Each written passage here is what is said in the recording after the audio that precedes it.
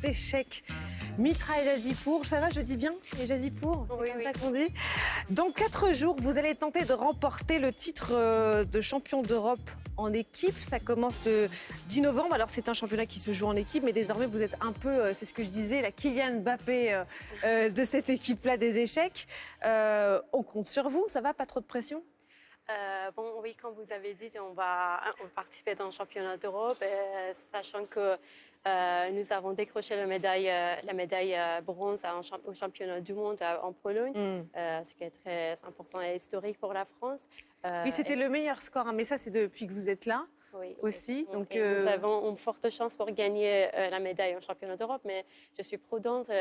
Vous visez quelle médaille?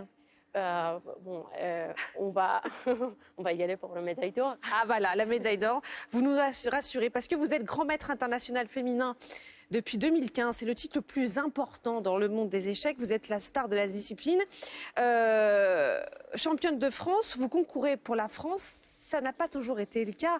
Vous êtes française depuis mars 2023, parce que vous venez d'Iran. Vous êtes championne d'échecs depuis 2012, c'est-à-dire à seulement 19 ans, pays que vous avez dû quitter à cause de ce moment-là. Et on peut voir ce moment en photo. Là, on est en 2019, lors des championnats du monde qui se déroulent à Moscou, en Russie. Et vous avez décidé de retirer votre voile, votre hijab.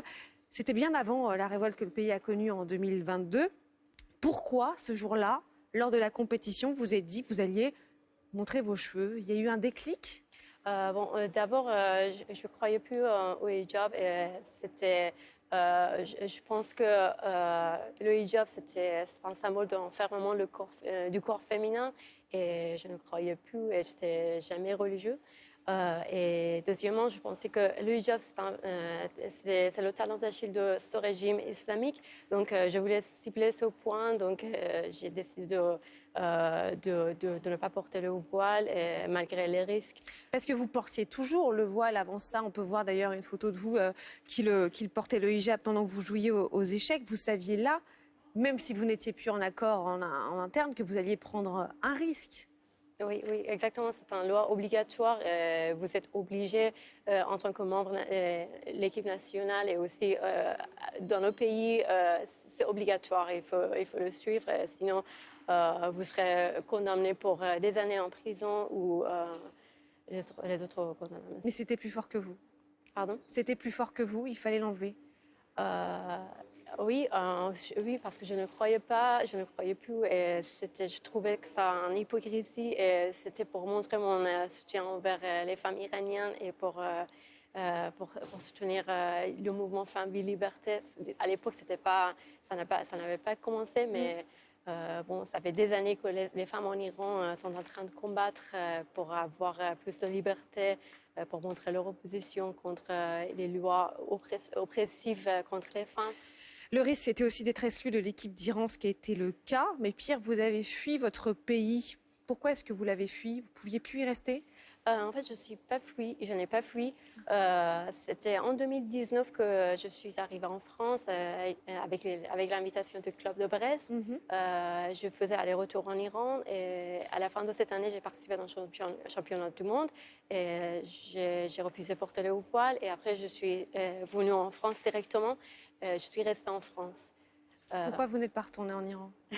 Parce que il y avait beaucoup de risques de ce qu'on voit sur le média et l'information qu'on a sur l'Iran. Les femmes qui sont opposants, ils sont condamnés pour des années en prison. Et oui, il y avait beaucoup de risques. Et aussi, je voulais vivre dans un pays libre. Je voulais vivre comme je veux. Et je voulais parler librement. Et voilà, oui. Vos parents, eux, sont toujours là-bas, en Iran. Il y a eu entre-temps la mort de Mahsa Amini, 16 septembre 2022, cette jeune femme de 22 ans morte après son arrestation par la police pour avoir mal porté son voile. Quelle a été votre réaction quand vous avez vu cela? Ça, je me rappelle, j'étais en France et je l'ai très mal vécu. Mais c'était vraiment triste parce qu'il y avait des gens qui étaient tués. Il y avait beaucoup de femmes qui ont perdu leurs yeux. Et, il y avait des gens qui étaient emprisonnés. Mais bon, en même temps, quand je voyais que c'était la première fois que je voyais dans les images les femmes qui dansaient, qui chantaient, ça, c'était un moment historique pour l'Iran. Et aussi, j'étais vraiment contente parce qu'on est arrivé enfin à ce point-là. Ça, c'était un mélange triste et d'espoir. Et d'espoir. Mahsa Amini, qui a reçu d'ailleurs le prix Sakharov, plus haute distinction délivrée par l'Union européenne depuis. Il y a eu aussi le prix Nobel de la paix qui a été délivré à Narges Mohammadi, qui est une militante iranienne actuellement incarcérée. Vous vous dites que vous vouliez un pays, la France, où vous pouvez parler librement. D'ailleurs, vous prenez la parole ici, vous postez des images sur votre compte Instagram, comme celle-ci, qu'on peut voir des femmes qui vivaient en Iran dans les années 60. 70. Ce sont des images-là que vous regrettez de votre pays, vous qui êtes né en 1993. Vous n'avez pas connu l'Iran comme cela. Oui, exactement. Ma génération et moi, nous avons vu que ça. Moi, je suis quoi après la Révolution. J'ai jamais vu ce genre de choses en Iran. Ce qui est vraiment, oui, c'est un regret. Oui. Être joueuse d'échecs en Iran, c'est déjà, même en France, c'est quelque chose de très masculin. Il y a peu de femmes. C'était déjà un acte pas révolutionnaire, mais différent, osé. Bon, oui, je trouve que c'est un problème mondial, qu'il y a très peu de femmes qui jouent les échecs, qui se met ce métier un peu masculin. Et je pense que c'est...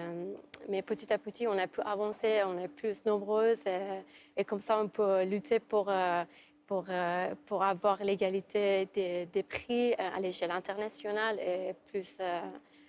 oui, oui. On peut avancer.